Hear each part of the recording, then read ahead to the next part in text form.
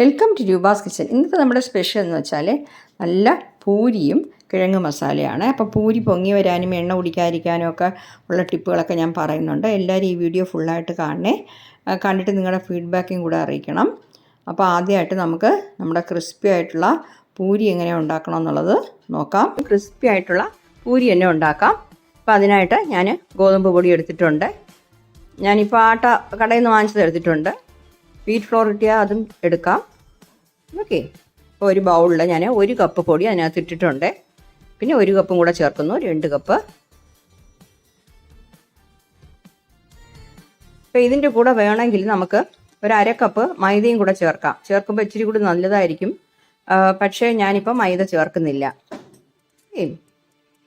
അപ്പം ഞാൻ ആട്ടയാണ് എടുത്തിട്ടുള്ളത്. ഞാൻ ഇതിനായിട്ട് സാധാരണ ആട്ടമാവാണ്, കടയിൽ വാങ്ങിക്കില്ല, അതാണ് എടുത്തത്. ഗോതമ്പ് പൊടിയാണെങ്കിൽ അതും എടുക്കാം. പിന്നെ വന്നിട്ട് റവ ഉണ്ടല്ലോ, ഈ റവ വന്നിട്ട് ഒരു 2 ടീസ്പൂൺ ഇട്ട് കൊടുക്കാം. 2 ടീസ്പൂൺ മതി, കൂടുതൽ വേണ്ട. നല്ലൊരു ക്രിസ്പിയായിട്ട് കിട്ടാൻ വേണ്ടിയിട്ടാണ് ഞാൻ ചേർക്കുന്നത്. 2 ടീസ്പൂൺ റവ ഇട്ട് ഇനിയിപ്പോൾ കുറച്ച് ഉപ്പിട്ട് കൊടുക്കാം.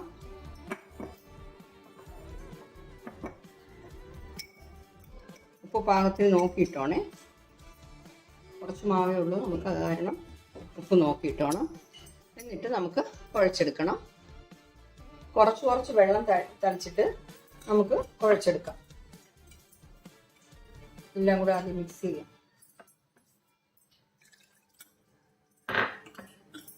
നല്ല രീതിയിൽ കുഴയ്ക്കാം കേട്ടോ. ചപ്പാത്തിക്കൊക്കെ മാവ് കുഴക്കില്ല, അതുപോലെയാണ്. പക്ഷെ അത്രയും ലൂസായിട്ടുണ്ട്, കുറച്ചുകൂടെ കട്ടിയായിട്ട് കുഴച്ചെടുക്കാം. ഇതിൻ്റെ കൂടെ നമുക്ക് കുറച്ച് എണ്ണയും കൂടെ ചേർത്ത് കൊടുക്കാം. ഒരു 2 ടേബിൾ സ്പൂൺ ചേർത്താൽ മതി.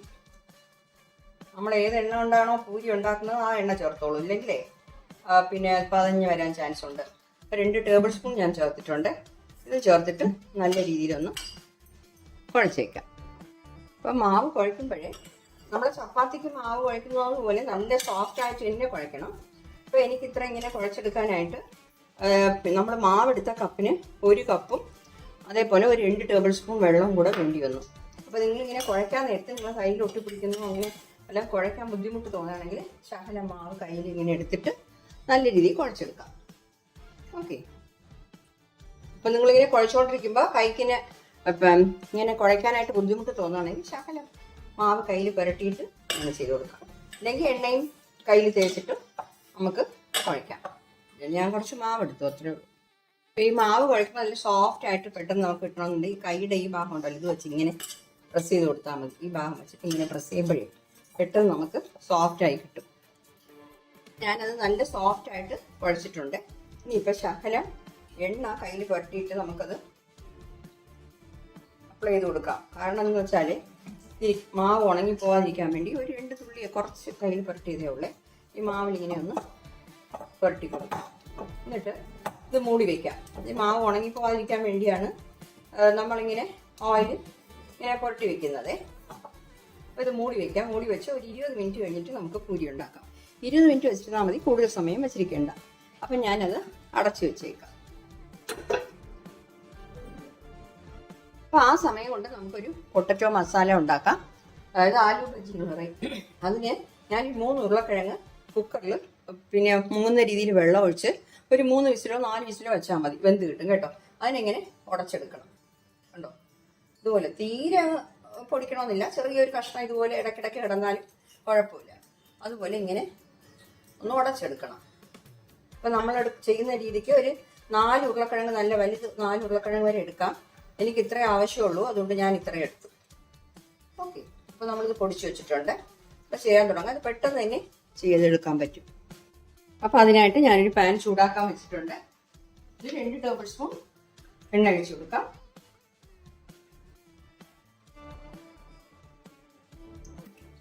എണ്ണ ഒന്ന് ചൂടാകട്ടെ.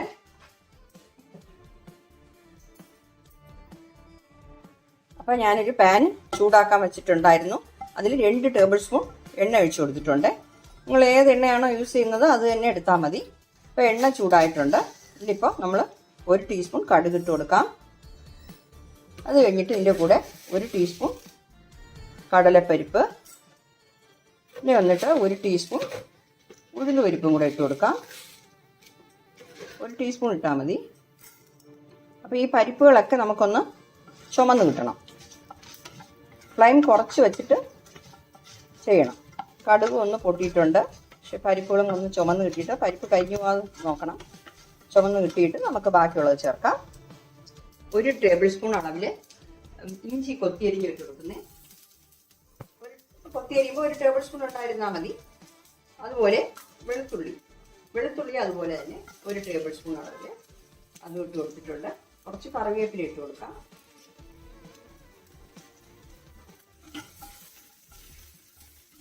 ഇഞ്ചിയും വെളുത്തുള്ളിയും ഒന്ന് ജസ്റ്റ് ഒന്ന് വഴറ്റിയെടുക്കാം.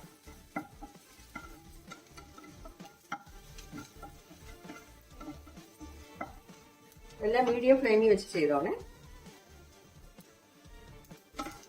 ഇഞ്ചിയുടെയും വെളുത്തുള്ളിയുടെയും പച്ചമണം ചെറുതായിട്ടൊന്ന് മാറട്ടെ.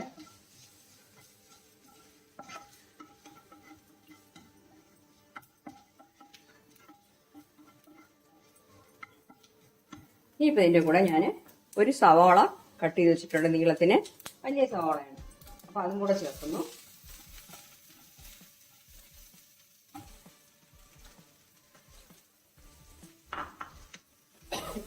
ഇനി ഇതിൻ്റെ കൂടെ 4 പച്ചമുളക് ചേർത്ത് കൊടുക്കാം. 4 എണ്ണം എടുത്തിട്ടുണ്ട്. നിങ്ങളുടെ ഇതിനനുസരിച്ച് എടുത്തോണേ. ഞാൻ നെടുതെ കീറി ഇട്ടിരിക്കുകയാണ്. എന്ന് വെച്ചാൽ കൊച്ചു കുട്ടികൾക്കൊക്കെ കൊടുക്കുമ്പോഴേ നമുക്ക് ആ പച്ചമുളക് മാറ്റിയിട്ട് കൊടുക്കാമല്ലോ.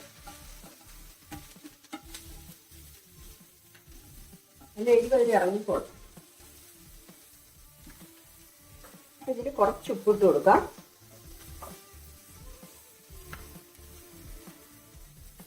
പിന്നെ ഉപ്പ് ആവശ്യം വരും, പിന്നെ ചേർത്തോളാം. നമ്മുടെ സവാള ഒന്ന് വഴണ്ട് കിട്ടട്ടെ.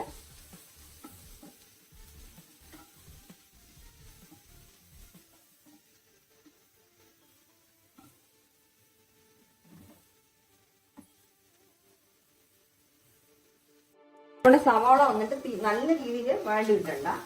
ഒരു മസാലയും വെക്കുമ്പോൾ പിന്നെ കൂടുതലായിട്ട് വഴണ്ടിട്ടുണ്ട്. കണ്ടോ, ഇത്രയും വഴണ്ട് കിട്ടിയാൽ മതി. പകുതി വഴണ്ടിട്ടുണ്ട്. ഇനിയിപ്പോൾ നമ്മളിതിൽ 1/2 ടീസ്പൂൺ മഞ്ഞൾപ്പൊടി ചേർത്ത് കൊടുക്കുകയാണ്. നമ്മൾ ഉപ്പ് പൊടി ചേർത്തിട്ടുണ്ട്, അത് കാരണം ഇപ്പം മഞ്ഞൾപ്പൊടി മാത്രം ചേർക്കുന്നു. ഇനിയിപ്പോൾ ഇതിൽ 1 നുള്ള് കായപ്പൊടി ചേർക്കാം. അപ്പം ചേർക്കുമ്പോൾ ഇച്ചിരി ഒരു മണം കിട്ടും നല്ല രീതിയിൽ.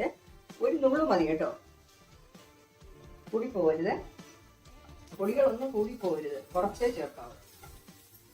ഇത് ഫ്ലെയിം കുറച്ച് വെച്ചിട്ട് നമുക്കിനി കുറച്ച് കടലമാവ് എടുക്കണം. ഈ ബൗൾ എടുത്തിട്ടുണ്ട്. ബൗളിൽ നമുക്ക് 8 ടീസ്പൂൺ കടലമാവ് ഇട്ട് കൊടുക്കാം. ടീസ്പൂൺ മതി കേട്ടോ, കണ്ടോ, ടീസ്പൂണാണ്. കടലമാവ് കൂടി പോകരുത് കേട്ടോ, കൂടിപ്പോയാൽ ടേസ്റ്റ് മാറും. അപ്പം ഇതിൽ 1/4 കപ്പ് വെള്ളം ഒഴിച്ച് നമുക്കത് കട്ടയില്ലാതെ കലക്കിയെടുക്കണം. ഞാനത് 1/4 കപ്പ് വെള്ളം ഒഴിച്ച് കട്ടയില്ലാതെ കലക്കി വെച്ചിട്ടുണ്ട്.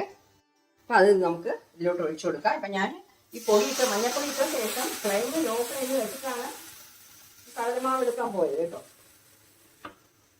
ഇപ്പോൾ ഒരു സെക്കൻഡ് ഇങ്ങനെ ഇളക്കി കൊടുത്തിട്ട് നമുക്ക് 1.5 കപ്പ് വെള്ളം അതിൽ ചേർക്കാം. ചേർത്തിട്ട് എല്ലാം കൂടെ മിക്സ് ചെയ്ത് ഉപ്പ് കറക്റ്റ് ആണോ നോക്കിക്കോണേ. നമ്മൾ പൊട്ടറ്റോ ഇട്ട് കഴിഞ്ഞതിന് ശേഷം ഉപ്പ് നോക്കാം. തിളക്കട്ടെ. ഇനി മീഡിയം ഫ്ലെയിമിൽ വെച്ചോളാം. തിളക്കട്ടെ. നമ്മുടെ ഗ്രേവി തിളക്കുന്നുണ്ട്. ഇനിയിപ്പോൾ ഇതിൽ നമ്മൾ എടുത്തു വെച്ചിരിക്കുന്ന ഉരുളക്കിഴങ്ങ് ചേർത്ത് കൊടുക്കാം. കുറച്ച് ഗ്രേവിയോട് കൂടി നമ്മൾ വെക്കുമ്പോഴാണ് ഇതിന് ടേസ്റ്റ് കിട്ടുന്നത്. നമ്മൾ ഹോട്ടലിലൊക്കെ വയ്ക്കുന്ന കണ്ടിട്ടില്ലേ. അതുപോലെ നിങ്ങൾക്ക് ഈ കടലമാവ് ഇല്ലാന്നുണ്ടെങ്കിൽ അത് അവോയ്ഡ് ചെയ്യാം. കടലമാവ് ചേർത്തില്ലെങ്കിൽ കുഴപ്പമൊന്നുമില്ല കേട്ടോ. പിന്നെ ശരിക്കും റെസ്റ്റോറൻറ്റ്, നമ്മൾ വെജിറ്റേറിയൻ റെസ്റ്റോറൻറ്റിലൊക്കെ പോകുമ്പോഴേ അവർ ഇതൊക്കെ ചേർത്തിട്ടാണ് നമുക്ക് ഈ പിന്നെ മസാല തരുന്നത്. അപ്പോൾ നല്ല ടേസ്റ്റ് ആയിരിക്കും. ഇപ്പം ഉപ്പിൻ്റെ ടേസ്റ്റ് നോക്കിക്കോണേ. ഉപ്പ് പോരാ ഉപ്പ് സൂക്ഷിച്ചിടണം, ഇല്ലാന്നുണ്ടെങ്കിൽ ഉപ്പ് കൂടിപ്പോകും. ഇതുപോലത്തെ കറികളൊക്കെ അങ്ങനെയാണ്.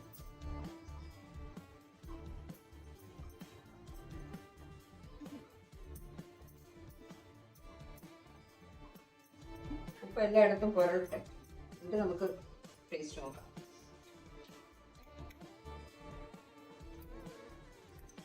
ആദ്യം ഉപ്പ് കറക്റ്റ് ആയിട്ടുണ്ട്. ഇനിയിപ്പോൾ ഇത് തിളയ്ക്കുന്നു. ഇത് ലോ ഫ്ലെയിമിൽ വെച്ച് മൂടി വെച്ചിട്ട് ഒരു 5 മിനിറ്റ് നമുക്ക് തിളപ്പിച്ചെടുക്കാം. ലോ ഫ്ലെയിമിൽ വെച്ചിരുന്നാൽ മതി. 5 മിനിറ്റ് ആകട്ടെ. അപ്പം നമ്മളിത് മൂടി വെച്ചിട്ട് 5 മിനിറ്റ് കഴിഞ്ഞു. ഇനിയിപ്പോൾ ഞാൻ നോക്കാം. ഇടയ്ക്കൊന്ന് ഇളക്കി കൊടുത്തോണം കേട്ടോ. കണ്ടോ, കറക്റ്റ് ഇതിലേക്ക് ആയിട്ടുണ്ട്. കുറച്ചിങ്ങനെ ഇരിക്കുന്നതാണ് നല്ലത് നമ്മൾ ചപ്പാത്തിക്കും പൂരിക്കും ഒക്കെ. ഇതിരുന്ന് ഇനിയും കട്ടിയാവും. ഇനിയിപ്പോൾ അവസാനം ഇതിൽ കുറച്ച് മല്ലിയില ഇട്ട് കൊടുക്കാം. മല്ലിയിലയും കൂടെ ഇടുമ്പോൾ നല്ല അതിൻ്റെ ഒരു മണവും കൂടെ കിട്ടുമ്പോൾ നമ്മുടെ സൂപ്പറായിട്ടുള്ള ആലു ബജി, അതായത് പൊട്ടറ്റോ മസാല സൂപ്പറായിട്ട് കിട്ടിയിട്ടുണ്ട്. ഇനി നമുക്ക് പൂരി ഉണ്ടാക്കാം. അപ്പോൾ കണ്ടോ, നമ്മുടെ മാവ് നല്ല സോഫ്റ്റ് ആയിട്ടുണ്ട്. നമ്മൾ ഇതുപോലെ ബാളുകളാക്കി ഉരുട്ടിയെടുക്കാം.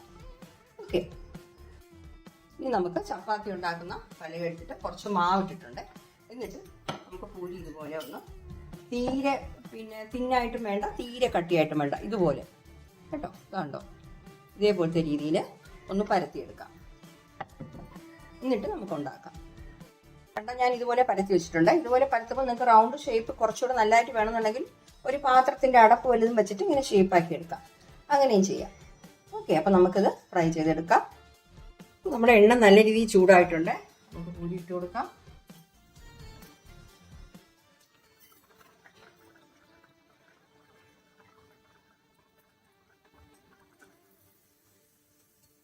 ഒന്ന് പ്രസ് ചെയ്ത് കൊടുക്കാം. കണ്ടോ, നല്ല പൊങ്ങി വരുന്നുണ്ട്. മറിച്ചിട്ട് കൊടുക്കാം.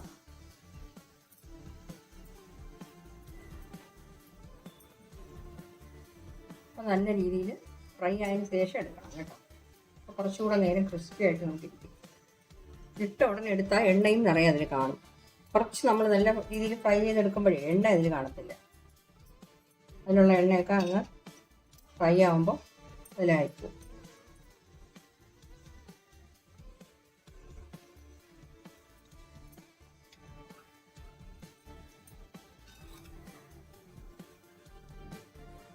ചെറുതായിട്ടൊന്ന് ചുവന്ന് ഇട്ടിട്ട് എന്നിട്ട് നമുക്ക് മാറ്റാം.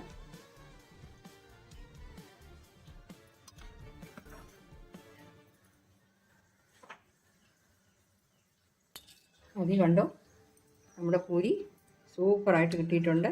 ഇനി നമുക്ക് ഇതുപോലെ തന്നെ ബാക്കിയുള്ളതും ഉണ്ടാക്കിയെടുക്കാം. അടുത്ത പൂരി ഞാൻ ഇതുപോലെ ഇട്ട് കൊടുത്തു. നല്ല പൊങ്ങി വന്നിട്ടുണ്ട്. ബാക്കിയുള്ളതെല്ലാം ഇതുപോലെ തന്നെ ഉണ്ടാക്കിയെടുത്താൽ മതി.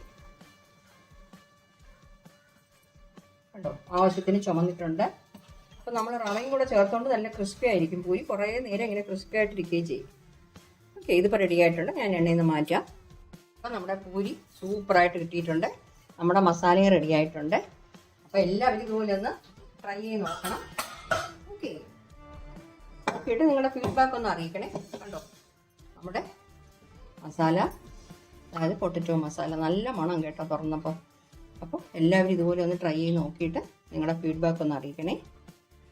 ഓക്കെ, ഉണ്ടോ, ഞാനിപ്പോൾ സർവീനായിട്ട് എടുത്ത് വെച്ചിരിക്കുകയാണ്.